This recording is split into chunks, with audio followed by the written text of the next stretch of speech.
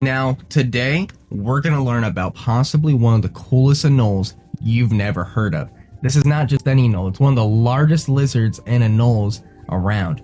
These guys are the king of where they come from and absolutely demolish all the competition and roll it with an iron fist or a white underbite that gives them that skull crawler appearance. Anyways, let's roll that intro and go figure out what we're even talking about today. Yeah.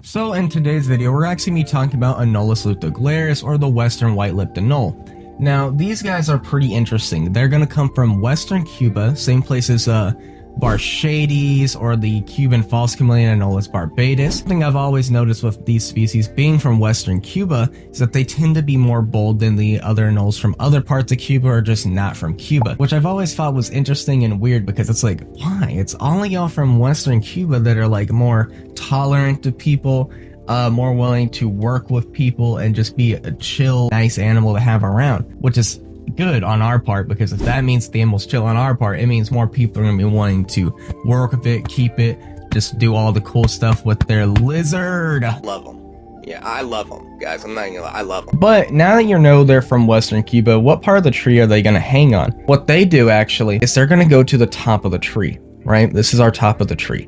And then they're going to come down and they're going to see brown anoles, baby false chameleons, juvenile false chameleons, other just anoles. There's a lot of anoles in Cuba. I can't list them all. There's genuinely a lot. Kind of hunt them. Or geckos. Or even a bird or a rodent.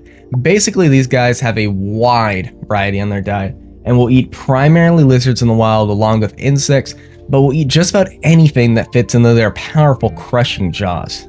Amazing animals. But in captivity, you can get away with feeding them mostly insects. In fact, the guys behind me eat a primary diet of insects, and I'll occasionally order in the Reptiles every couple of months that are made of like iguana meat or the frogs, and I'll feed it to them to help them with that supplementation, because when it comes to feeding an actual lizard, you have the issues. One, it's a living animal, and that just sucks, you know, at the end of the day. But if it's an animal and it's a lizard, we know how lizards are to actually keep and reproduce. And that's not happening when it comes to feeder lizards, because who's going to give them UVB, all the proper care to make the animal reproduce healthy offspring to be fed off to? No one's doing that. So they're catching them from the wild, being native or invasive.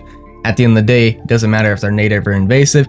That animal is from the wild and could have parasites and other pathogens. So you can get away with it. A lot of people do and have great success. Me personally, I want to stick away from that just because I don't want to risk it, and it would honestly suck. And knowing my luck, I would get the worst pull of the draw and get some crazy disease no one's ever heard of in my lizards because I fed them a brown anole that came off a tree in Florida. But the insect thing honestly just works just fine. The only downside is that they're not going to grow as fast and get as bulky as quick, which, depending on who you ask, that isn't a big deal to me. I want the animal to get as big as fast as possible, or at least the natural way. You get what I'm saying? I want to basically get them to grow in the way that they're supposed to grow and not have it slowed down by dietary lack, which that's me personally, and it does have benefits, but I don't see many negatives from not just feeding them a large amount of lizards. You get what I'm saying? Also, they'll eat fruits occasionally. I was actually feeding them crested gecko last night. Diet, mind you, diet, not the actual gecko. Those are expensive to be feeders. Now my friends, we learned a good bit about the western white-lipped anole. I think y'all are ready to do something else, honestly. Now, those are just some basic facts, nothing too crazy, no crazy care questions, but today I wanted to do something more interesting. Now, as you know, I'm keeping a trio, obviously, to reproduce. Now, to breed them, they definitely need a cycling period. Basically, they need to have a cooler, drier period, and then the heat. Now, they had the cool, dry period, but now I'm not sure if the heating part is what we reach, because heating them for the breeding needs to be a little higher than it needs to be for heating them just for general, basically. So we're going to redo the cage, honestly, today. Add more sticks, add more foliage. That's gonna be the most fun part. Get bit, obviously, because these are gonna be biters once we start doing what we're gonna have to do to get them out. And maybe we'll find eggs. Hopefully we do. So we're going to take y'all around the enclosure, give y'all a nice view. Sorry for the brightness, it's going to change a lot in this little bit. Sorry, we're going to figure this out in the next couple of videos. It's a learning process. Pretty dense foliage at the bottom. I want to fix that in the next remodel. Nice stick structure as you see. We're going to fix a lot of this sit here. But something I do like that's going to stay is these bowls. These bowls are pretty useful. The animals can drink, eat from them. I can take them out if I need. Just got to clean them because animals are nasty. I tell you, nasty. Like I cleaned these yesterday.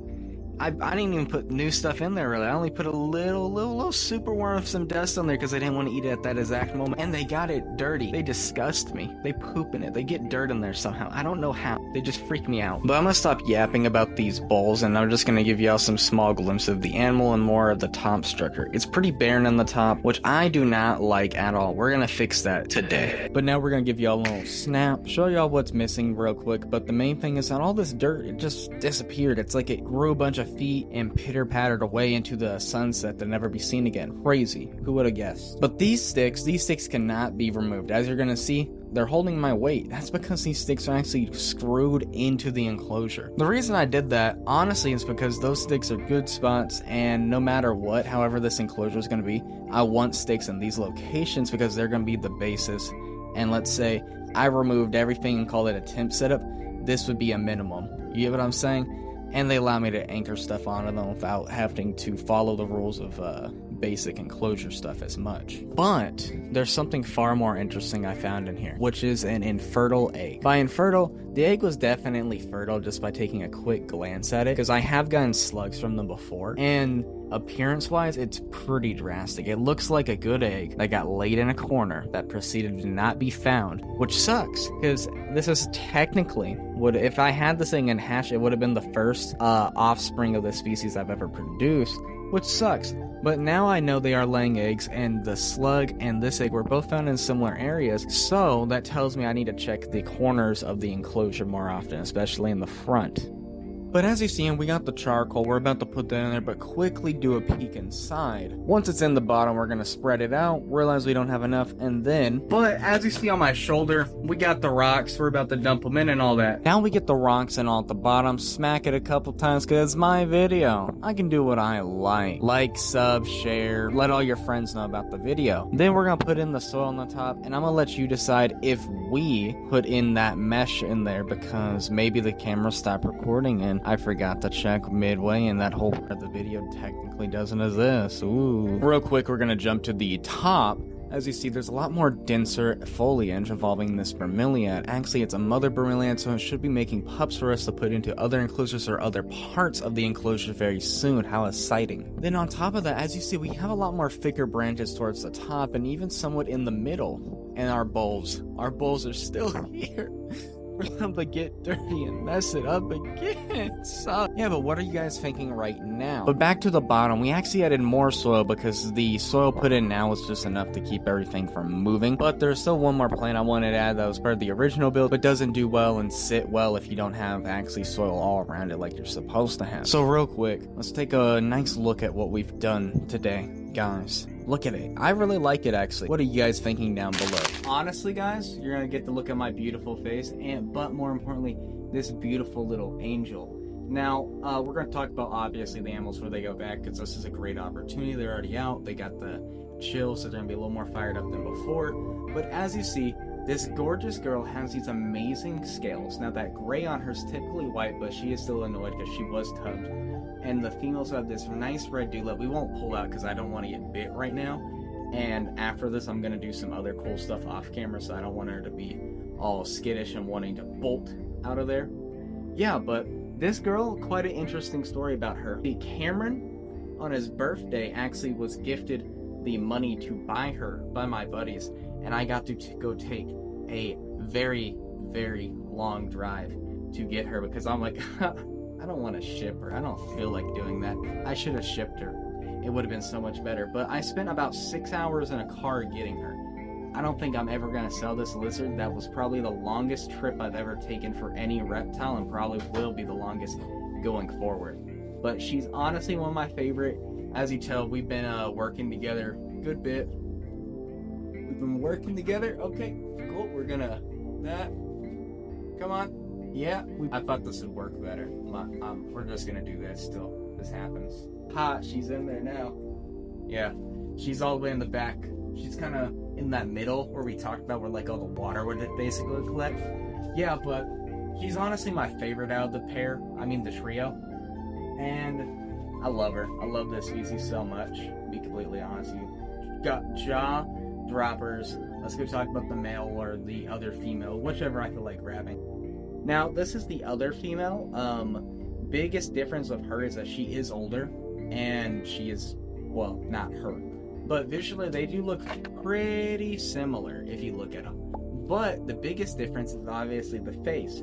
Now, this individual has more white. That comes with age and just genetics. Some individuals always have more white versus others. You're going to see this a lot with the male. But she's also older, which means she's had more time to develop this. And yeah, she's pretty interesting. Always kind of stays more to herself out of them all. But she's also the one who's more likely to bite me and do this. But yeah, she's not my mellow girl. I don't really work with her that much. She's just kind of here vibing. She does tongue feed like the rest. She will drink from a bowl or out of a cup if I offer. And she does eventually calm down. It's kind of like with tree skinks, or at least my tree skinks, where you get them out, you have to let them run a little bit and then they chill. Yeah, but she's a cool lizard. I really do like her. I just wish she was more out more. She was more willing to tolerate and interact with me as the other two, because I really do like her face with the white more. Just, she's nice, super sweet girl. We're gonna put her back now. Bye-bye. Now we have the king of them all in there. Well, that's an interesting little thing you're doing. Yeah, cool. But he's pretty a ferocious and spastic eater. I guess this is something with most males in my experience, though. But as you see, he's a lot less tolerable to all of this once he's out the cage. If he's in the cage, he's the one who eats out my hand 9 times out of 10 and will run up my arm and all that. Just yoink him out the cage and he is not going to be our friend for at least a couple days. Yeah, but I really do like him. When he gets mad, he's obviously this charcoal black. Can we calm down, buddy? Pretty please. But yeah, really nice animal. Possibly one of my favorite out of the group. And on top of that, he has this nice white little thing right in the middle of his 2 lumps where a lot of muscle is. And yeah, he's a unit. If we actually, let me just see if he'll eat a superworm for us. But as you see, we're gonna give him a couple inches of freedom and kind of reduce the hand. And we're gonna see if he wants to eat this real quick for us. Okay, that's cool. Oh, you're a little mad right now. I don't want to play these games with you, bro. Come on, get right. Yeah. Super sick. Yeah, hopefully that'll make him a little... He's already getting more green. That's awesome. Super sick species. One of my favorite of the crown giants. Honestly is my favorite crown giant. And out of the trio, he's either my first or second. It depends on the day between him and that other female. Yeah, but we're gonna put him back in here because he doesn't like humans right now.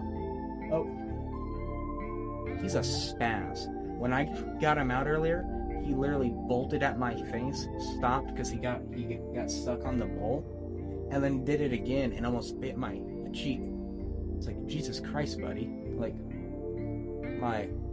that pops up. I don't think it's gonna pop up, but it's like little scratches. Crazy animal, super cool though.